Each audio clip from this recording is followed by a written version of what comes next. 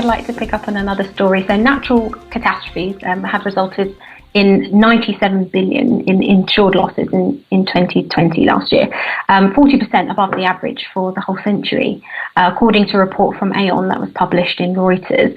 Social distancing requirements added a whole new dynamic in making processes, in making claims processes that little bit more difficult.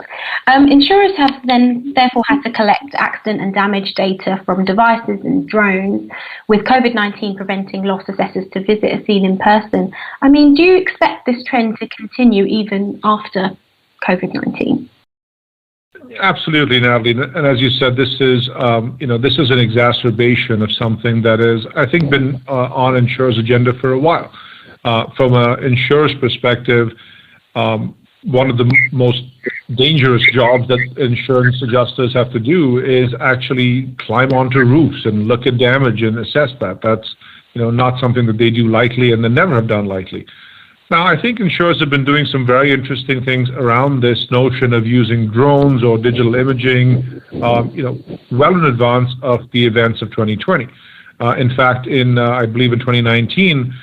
In Florida, a number of U.S. insurers created a consortium that knowing full well that they were in the midst of hurricane season, they actually took a series of aerial images of the entire Florida geographic area.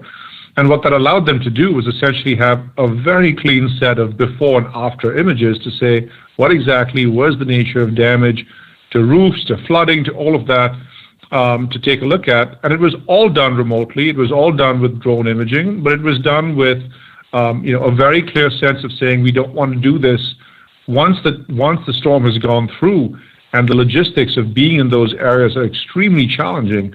We'd much rather have the ability to look at this digitally and to do the image verification that way. So I think the industry has been innovating in this area for a while, and certainly as the frequency and magnitude of these catastrophic events continues to climb, that will be certainly a place where we see them, but I think we're going to see them in day-to-day adjusting and day-to-day activities of the insurers as well.